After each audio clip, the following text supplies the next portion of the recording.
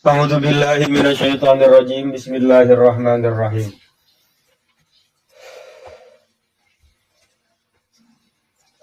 Innama jazaa'ul ladzina yuharibuna Allah wa rasulahu wa yas'auna fil ardi fasada an yuqattalu aw yusallabu aw tuqatta'a aydihim wa arjuluhum min khilafin aw yunfa'u minal ardh. Dzalika lahum khizyun fid dunya wa lahum fil akhirati 'adzabun 'adzim. Illal ladzina tabu min qabli an taqdiru 'alaihim fa'lamu annallaha ghafurur rahim. Wallahu a'lam bimuradi. Innama jazaa'ul ladzina yuharibunallaha wa rasulah. Di ayat turun berkaitan asbab nuzulna teh loba, sebab turunna ieu ayat. Ya, dan tidak masalah satu ayat berbagai macam asbab nuzulna. Di antarana diriwayatkan ku Imam Bukhari bahwa satu waktu aya sekelompok orang dari Uqal, Bani Uqal, jeung Urainah, Uqal dan Urainah, datang menemui Kanjeng Nabi di Madinah. Aju mereka asup Islam. Cuman mahna teh orang-orang anu orang leuweung tadi na kitu, penduduk pegunungan. Mereka tidak kuat hidup di Madinah dengan cuaca anu aya di Madinah. Teu kuat cuaca di Madinah, li udarana kitu. Melihat hal tersebut, Rasulullah menginstruksikan supaya mereka sina kaditu bae ka gurun. Geus cicingna atuh di Madinah hari teu kuat mah dengan cuaca yang ada di Madinah karena bukan orang Madinah asli, sulit beradaptasi. Akhirnya ku Rasul geus di ditu bae tuh, diamlah kalian di gurun. Ya, cicing di itu di gurun pasir, geus nyieun tenda di dinya. Berkelompok di dinya geus nyieun tenda. Dibere ku Kangjeng Rasul onta dengan seorang penggembala. Ya onta bawa tah seberapa siki dibawa tah ontanya, seberapa ekor gitu. Dibere tukang ngangona hiji, ieu tukang ngangona tah bawa ka itu ontana. Jeung persediaan di itu, nanti bisa dimanfaatkan air susunya, bahkan caikina. Mereka pun berangkat ke gurun. Begitu tiba di tanah Al-Harroh ngaranna, suatu daerah namanya Harroh. Ieu anu geus Islam teh ieu Bani Uqal jeung Urainah, sekelompok jelema ieu kembali murtad, kafir deui. Anu geus Islam teh apa? Murtad, kafir deui. Haju dibunuh si penggembala anu meunang mere Kangjeng Rasul teh. Dibunuh. Bahkan di hiji riwayat mah dimutilasi. Si penggembala teh dicacag. Ontana dicopot, dibawa kabur. Berita kejadian tersebut datang ke Kangjeng Rasul. Sehingga ku Kangjeng Rasul diudag tah jelema teh sekelompok Bani Uqal jeung Urainah teh. Dikejar oleh Kangjeng Rasul sampai berhasil ditangkap. Lalu dihadapkan, disidang di hadapan Kangjeng Rasul, dihukum oleh Kangjeng Rasul tepina hadis, diantara dihukumna matana dicolok make besi panas. Dicolok matana make besi panas, leungeun jeung sukuna dipotong secara silang, leungeun katuhu suku kenca atau suku katuhu leungeun kenca. Jeung dibiarkan sampai mati. Turunlah ayat ieu. Jadi ia berdasarkan eta sekelompok orang yang sudah masuk Islam datang ke Madinah ke Kangjeng Rasul. Terus karena tidak kuat, akhirnya Rasul diperintahkan ku Rasul geus cicing bae di gurun. Diberi bekal ku Rasul onta berikut tukang ngangon. Malah tukang ngangon dipaehan, nyana kembali masuk kafir si kelompok teta, terus onta dibawa kabur, maka ditelak ku Kangjeng Rasul di teangan, dikejar jadi buronan. Benang katangkep, disilang, dihukum ku Kangjeng Rasul. Turun ayat ieu. Sebagian ngajelaskeun eta lain kitu, bahwa ayat ini berkenaan dengan Bani Hilal, kaum Hilal bin Uwaimir al-Aslami. Sebelumnya telah dibuat kesepakatan ya, perjanjian antara Bani Hilal, antara Hilal bin Uwaimir jeung Kangjeng Rasul, bahwa Hilal bin Uwaimir tidak akan membantu Kangjeng Rasul untuk melawan musuh. Jadi mau campur lah, mau netral. Muhammad, kamu punya siapa? Musuh kamu siapa? Saya tidak akan membantu kamu untuk memerangi musuh kamu.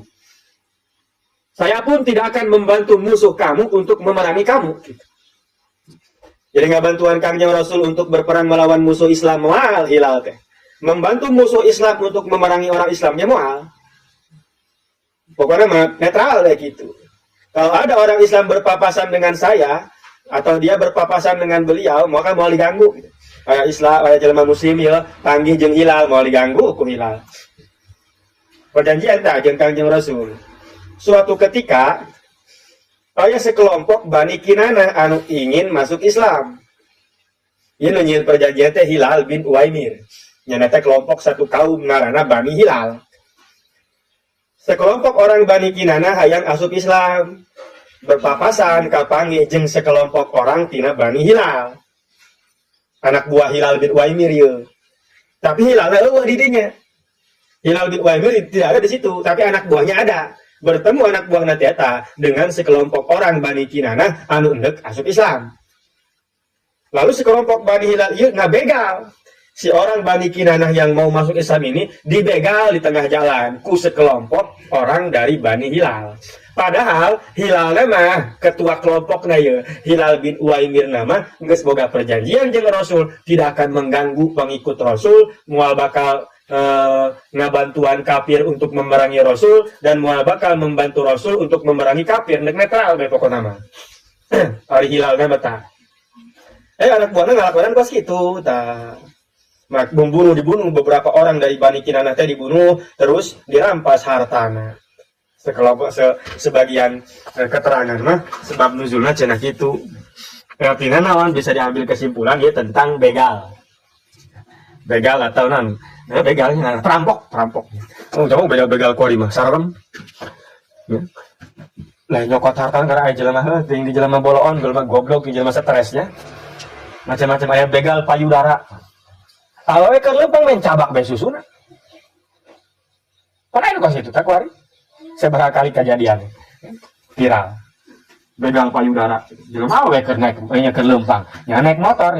Pang ya awewe keur leumpang. Nuturkeun nya di tukangna. Geus deukeut ge cabak bae pan susuna. Eta jelema naon gitu. Heuh stres apa naon kan kita. Lain harta lain. Naon gitu kan teu ka arti kurang. Ngeunah cenah. Nya mah ngeunah aya kos itu mah. Aja mau ngeunah atuh kos kitu mah. Iseng apa iseng go pagawean amat gitu nya. Jelema araraneh jelema kuari. Engga hati-hati. Loba jelema geus kejelas. Lo kan ngeunah tanya kalau susu tapi kos kitu ya henteu lah. Kamu nyari kenikmatan, nikmat apa yang seperti itu? Dia mau aya ngeunahna.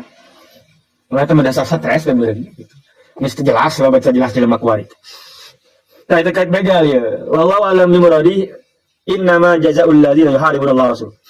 Bahwa pembalasan bagi orang-orang yang memerangi Allah dan Rasulnya dengan memerangi orang-orang Muslim. Wa yas'auna fil ardi fasada, melakukan kerusakan di muka bumi di antara biqat torik, melakukan pembegalan, perampokan. Seperti yang tadi, sekelompok Ukal jeung Urainah atau sekelompok Bani Hilal kepada Bani Kinanah nunduk asup Islam teh. Berhukum ayyukat talu dibunuh deui, aw yusallabu atawa disalib, aw tuqatta'u aydihim min arjulhum min khilaf, potong tangan kakinya selang-seling, leungeun kenca suku kenca leungeun katu, aw yunfau minal ard atau dibuang maksudnya diasingkeun. Ieu aw litartibil ahwal, untuk menertibkan keadaan tingkah. Kalau dia membunuh, bunuh lagi. Jadi enggak bunuh doang, ieu enggak bunuh doang, bunuh deui geus, harta mah tidak diambil. Begal kan macam-macam. Membunuh saja, harta tidak diambil, iya berarti bunuh deui. Wasulbu salib. Kalau mengambil harta plus membunuh, maka eta mah dibunuh salib. Padahal aja mana terus salib. Dipajang di tiang salib. Wa qat'u liman akhadal mal wa lam yaqtul. Potong saja tangannya tanpa harus dibunuh kalau hanya mengambil harta tapi tidak mengambil nyawa. Wa nafyu liman akhafa faqat, kalau hanya menakut-nakuti. Nyingsieunan ieu mah, nyingsieunan doang macam kosita, membikin teror macam tadi tah. Begal payudara misalkan. Eta kan yang teror doang, nya jelema teh awewe teh di sararieuan kelempang teh. Nah, kalau yang seperti itu, tidak ada harta yang diambil, tidak ada nyawa yang dihilangkan, tapi membuat teror seorang jadi baju jelema teh jadi sieun. Kalau yang seperti itu, nafyu, buang, maksudnya asingkeun, hukum lah. Nah, ini Imam Ibnu Abbas ya adalah bagi salah satu dari dua ucapan Imam Syafi'i anu paling sahih. Wa yuhaqu bin nafi masbahu termasuk dibuang eta maksudna mah dinon fitan kill dinon sieun kapok gitu. Sieun kapok eta begal-begal payudara teh eta anu kuari aya gitu ya, macam-macam teh. Tah eta di nafiu kan tidak ada harta yang diambil dan tidak ada nyawa yang dihilangkan. Hanya sekedar membuat teror saja. Eta kudu di asingkeun, termasuk diasingkeun teh maksudnya dibikin kapok. Di antara yang minal habsi wa ghairi penjara. Penjara benar 50 tahun malah kapok nya. Yang diantep. Ini jelema naon coba eta? Terjelas. Nyari apa coba? Ada di pengen geng motor telin anu sekedar nyari ya motorna tadi cokot gitu. Dia mah dipaehan. Orangnya dibunuh tapi motornya dibiarkan tadi cokot itu. Jadi seolah-olah kosnyononya gagah-gagahan. Hayang sensasi kumaha gitu. Ternyata geus terjelas. Menganiaya orang kok dijadikan sebagai suatu sensasi gitu ya. Apa menunjukkan kegagahan atau naon gitu. Sudah baru itu jelas ya kuari. Mun begal mah deui mun hayang harta batu motorna dicokot meureun gitu nya. Ieu barang motorna mah teu dinaonkeun, diantepkeun mah. Tapi jelema dipaehan. Main sabet bae make pedang gitu. Ini loba jelema teu pararuguh. Kadang-kadang zaman kuari teh. Oh, cuma menunggu berita ya. Kayak budak SMA teh panu dipaehan ini ditembak ku polisi. Hanya senggol motor doang tembak jeger paeh. Ya Allah ya Rabbi. Senggolan motor doang. Nah lagi di jalan atuh wajar bae senggolan. Marah cina atuh marah wajar bae sih marah. Ya main tembak bae menjeger gitu. Abang boga pistol teh. Berarti pelatihan psikologis teh bener-bener penting kalau jadi jelema anu nyekel pistol. Aju aya dia di Jepara teh can kebal. Anak kiai cina nembak jelema deh gara-gara senggol motor doang. Pohara deh ta. Maka anak kiai kudu ngaji, kudu boga akhlak untuk bisa ngajual ngaran bapak. Namun teu ngaji mah tetep bae, teu boga akhlak mah tetep bae kalah ngajojore bapana. Anak kiai di Jepara. Nanti pae jelema ngaja tembakan lain tembakan peluru ieu teh aya soft gun. Tapi luka batur tetep aja motorna dibeulung cenah. Motorna dibeulung tah motor si nu nabraknya na teh ya. Teh mah ditembak beuteungna 2 kali. Tapi teu paeh. Mun ditembak ke polisi teh mah tah budak sakola paeh teh mah. Cuma betapa nyawa ngeunah amat kitu jelema nya. Ya marah-marah bae lah kitu cek urang teh nya. Kesel pasti mah di jalan dia tuh. Nah gua kaki gitu amat mah. Gara-gara masalah kasenggol doang buat lebihkeun ka ditembak batur abang boga tembakan teh. Jadi memang lagi lain butuh pelatihan gagah fisiknya doang, jadi aparatur pemerintah teh baik kepolisian atau TNI gitu lainnya. Kudu bener-bener tes kejiwaan teh bener-bener kudu. Namun jiwana teh beres kos gitu tah. Salah seutik tembak atau polisi tadi aya polisi ditembak di ku polisi tah. Di daerah mana tah? Sarua polisi pada polisi. Main tembak bae jeger bukan masalah naon. Itu jelas. Bingung Gus. Ayo jelema kuari. Makanya ulah jauh-jauh tina agama, tina pengajian, ulah jauh-jauh tina ibadah. Apakah situ ada jelema bodoh lain? Jelema pintar, jelema bodoh mau jadi polisi lah. Syariatna gitu. Tapi eta kosong, hatena kosong, pikiranna galau. Jadi yang kepalanya pintar, hatena dengan mudahnya menghilangkan nyawa seseorang. Di zaman geus can harita sambo teh apa macam-macam. Eta kan polisi mah dulu eta. Nu nyekel pistol. Bayangkan kalau orang sudah berhak memegang senjata yang mematikan, lalu kejiwaan henteu beres, waduh bahaya ka batur. Bahaya. Makanya kejiwaan kudu bener. Kita ngaji polisi teh, kita ibadah, ulah ngandelkeun gagah-gagahan doang, tenaga anu kuat gitunya. Sebab dia berhak memegang senjata, jauh urang mapan jelema sipil mah teu berhak. Izin lagi riut, hese, hayang boga senjata api. Tapi mereka mah kan bisa bebas. Nyekal di teng-teng mah dina. Iya, ngaranna cangkeng. Kalau sudah diberikan seperti itu, kebebasan seperti itu, lamun kejiwaan atau beres itu membahayakan orang lain. Maka tes kejiwaan, benar-benar bukan hanya kemampuan skill dalam artian fisik, jiwana tah jiwana. Nah naon ge penting. Jelema bisa naik motor tapi jiwana teu beres, ngabahayakeun batur di jalan ke. Bisa bawa mobil ke jiwana teu beres tah, kos nu kamari kontainer telin. Di Cipondoh. Mobil disurudug kabeh beak. Terus jelema teu cager. Jadi lain sekadar bisa ya, tapi kudu jiwana kudu bagus. Kudu memperhatikan. Karena kalau kejiwaan tidak beres, bahaya bagi orang lain. Manusia itu makhluk paling berbahaya. Lamun hatena jiwana henteu beres. Malah ngaran aya bahasa, segalak-galakna harimau moal ngadahar anakna. Tapi jelema, bapak dipaehan anak dikeureup. Bisa. Harimau mau bisa nyekel golok. Tapi jelema, nyekel golok bisa, pistol bisa, rudal bisa, bom bisa. Naon itu bisa dicekel ku jelema. Makanya kewajiban ibadah teh ka jelema. Lamun teu kitu bahaya jelema teh. Makhluk paling berbahaya itu manusia. Karena dia bisa ngapain aja. Yang tidak bisa dilakukan oleh binatang buas, jelema bisa. Maka perlu dibarengan ku agama teh ulah jauh. Ku ibadah, ku ngaji. Ku takwa ka Allah. Namun teu itu masuk ini. Main bunuh-bunuh beta kitu tah kuluna teh. Tadu kos kitu adalah khizyun, adalah suatu kehinaan bagi mereka di dunia dan di akhirat engkau mendapatkan siksa yang sangat pohara neraka kecuali orang-orang yang tobat. Hari geus tobat mah min qabli an takdiru sebelum mereka dikuasai oleh kita. Nyeunang geus tobat memeh katewak cik urang mah gitu ya. Memeh katewak geus tobat atuh Allah manghampura. Allah mah ngahampura gitu. Bahasana innallaha ghafurur rahim. Fa'lamu annallaha ghafurur rahim. Lain jangan dihukum lain tuh, maka abaro bidzalika duna falatu hidum. Geus tobat memeh ditewak polisi jaet maehan ngabega tobatnya nah katewak haju ku polisi hukum tetap kan sudah tobat tobat mah urusan Allah diterima dia tobatnya oleh Allah, tetapi tetap hukuman ka jelema mah duna hukukil adamiyin, hukum hak adami mah tetap berlaku.